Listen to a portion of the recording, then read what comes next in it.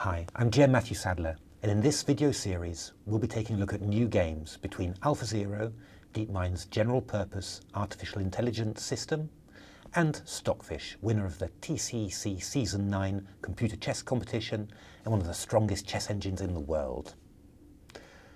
We're going to have a look at one of my favourite games of AlphaZero. I think it displays all of its skills in unparalleled fashion. It shows an opening that it likes to play. It shows a total of 7 pawn sacrifices, and it shows an absolutely fantastic attack. So let's get into it. So yeah, AlphaZero started with this opening, and this is one of its favourite openings. It scores very heavily in this, and I think the reason for that is that it's a very flexible opening. White's got the 2 bishops, and White has a lot of possibilities about how to deploy its pieces. And it's in those strategically rich positions that, that AlphaZero excels. Strangely enough, traditional engines like Stockfish like Black's position quite a bit. They like the flexibility and I suppose the early development that Black has. So it's a nice clash of styles and evaluations. In this game, Stockfish played an interesting manoeuvre. It's often played in these positions, but normally when Black has got the bishop on the long diagonal, the A8-H1 diagonal. In this position, it's a little bit early, but Black's trying to clear the White knight away from the White kingside, so that when White castles, the king will be weakened. AlphaZero's reaction is typical, really typical of its play. Very, very forceful. It stops Black from exchanging any pieces on the A file and just allows Black to have a pawn in order to open up the G file. So this little tactic, attacking the rook on A1 and the pawn on F3, nets a pawn. But AlphaZero doesn't mind. What is done in this position, it's sacrificed the G pawn in order to get a rook pointing at that Black king. Now this is a very long-term sacrifice. We're not going to see any immediate mating threats there, but just in the long term it constricts Black, it restricts Black, it places a few obstacles in the way of Black's development. And this is what AlphaZero loves. So how did the game continue? Well, Stockfish does its stuff, trying to stop the White king from casting queenside. So after castles, maybe something like queen takes F2 at some stage. And what does AlphaZero do here? A great move, a move I could hardly believe actually when I saw it. Not because it's completely impossible to fathom, but it's very, very cheeky. Just rook G4, and after just basically forcing Black to take a second pawn and opening up another line against the Black king. But again, there's no immediate mate, there's no immediate line leading to a forced win. It's just long-term play, saying if I've got those open files against your king in the long term is going to be in trouble. So White still has a little bit of work to do in order to get the king castled, and well, here AlphaZero offers a third pawn. Stockfish decides that it's been greedy enough for the moment. This one is a little bit dangerous to capture because the Black queen gets into quite a bit of trouble. It can escape, but it'll lose some men along the way. So Stockfish prefers to keep the position tight at the back and plays rook F7.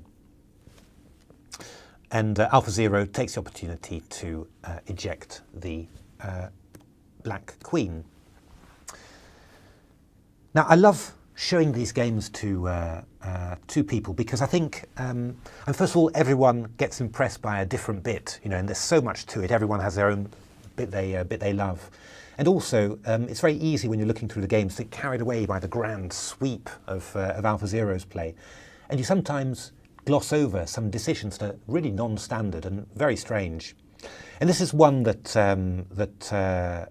I noticed. Well, this is one that I was analysing this with my co-author for Game Changer, Natasha, and AlphaZero played this move, and she said that's very odd.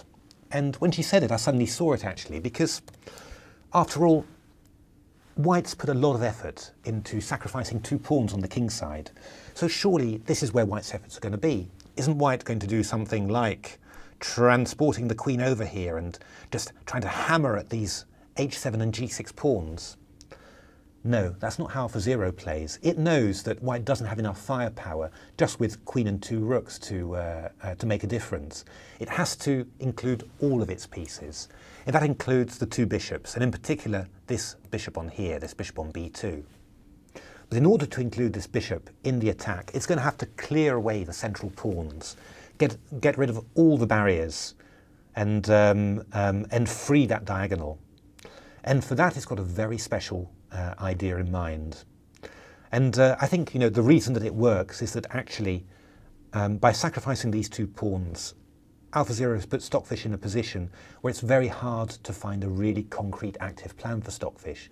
Stockfish simply has to wait for events and react when AlphaZero does something. And those are positions that AlphaZero plays fantastically. It's always got this excellent sense of where do my pieces have to go? How can I squeeze the most out of what I'm doing? And this move, Rook GG1, is the start of it. This move is also very typical. I mean, we've talked about king safety, and we'll talk about king safety in every game that we see. AlphaZero loves having its own king safe and the other opponent's king in danger. And absolutely, this is part of it. This king's gone to the corner, getting it out of any random checks. And when Stockfish tries to, sort of harden up its position with Rook G7, we start E4, F4. Stockfish avoids the centre being opened. C5, bang. Queen E7, and now this great move, Rook C1. So what AlphaZero is doing, it's spent all this effort sacrificing pawns, rooks on the G and H files, and now all of a sudden it's switching back to the queen side, finding another angle of attack into black's position. And it's actually threatening to invade along the C file here. Stockfish moves the knight out of the way. It's placed its queen and rook in good defensive positions here to be able to cover the second rank. But this knight is a little bit vulnerable, and now we come in with another pawn sacrifice. I think that's the 4th one so far. E4, E5. Because after d takes e5, why is that a pawn sacrifice? Well, AlphaZero doesn't want to play d takes e5, because then, well, its bishop on b2 wouldn't get much more active. It wants that whole diagonal open. So it plays rook he1, asking black to play e takes d4, when after bishop takes d4, this bishop surveys the whole a1 to h8 diagonal. You'll notice as well that this rook has moved off the h-file and is now in the centre. So white's rooks have moved from pointing towards the black king to the queen side and the centre. Amazing mobility, actually. I think, before I looked at these games, I understood that you could have this enormous mobility, but I really thought that it was more in the end game, because in the middle game, so much is happening. It's very hard to find time to move your pieces from wing to wing. But here AlphaZero is just doing it beautifully. So Stockfish gives back a pawn and tries to get its pieces out of the way, and at some stage it's going to be trying to play c6 or something like that, try and get some sort of blockade. But here we go. I think, is that pawn sacrifice number 5? I've lost count. d5. This bishop opening up the diagonal. We've got what we want. And after e takes d5, bishop d3. So what have we got? Well, what have we got from all these sacrifices? We've got these 2 bishops now pointing towards the black king. Just imagine now, if we move our rooks back towards the king side, we've got the rooks, we'll have the queen, and then we'll also have 2 bishops on top. That's the sort of firepower where we're going to make some real damage. But what I really like about this, the way that AlphaZero plays, is that it doesn't just try and finish everything off on the king side. It's got this really good sense of centralization, and in chess, well, we always tell beginners the center is the key area of the board, because from the center you can go to both wings. And well, we don't know what rules AlphaZero has made for itself, but I think that the center is important. I think it's got that one pretty sorted out. So it offers a 6th pawn sacrifice, f3. This typical idea again, give a pawn away so that your rook gets an open file to attack. And well, we don't want to actually allow this. This is much too painful. So Stockfish hangs in tough, plays bishop d7, refusing that pawn sacrifice. And now just watch the following series of moves in which white entrenches itself into those central dark squares. Queen c3, knight h5, rook e5, c6, rook e1, double rooks on the only open file on the board, knight f6, and now a theme that I love, and it was a big thing with Anatoly Karpov, one of the great world champions. He had this way of making little moves that crept towards your position, and just you gradually could feel the pressure on your position building. And it's this move queen d4. What does this move queen d4 do? It stops black from ever sacrificing a pawn with d5 to get a bit of freedom. It attacks the pawn on f4, and it generally just consolidates the center. What can black do in this position? Do you know black's actually getting really short of moves already? And this is graphically demonstrated by this move, rook e8. So if black tries to exchange off the rooks, and after rook takes e8, knight takes e8, AlphaZero was intending this move b6. And I suppose the best way to to look at this position is say, well, find a move for me. And you might find it difficult. This knight can't move anywhere without being taken. This rook can't actually move because then we'll deliver checkmate. This bishop can't move because we have the very simple tactic, rook takes e8, queen takes e8, and queen takes g7 mate.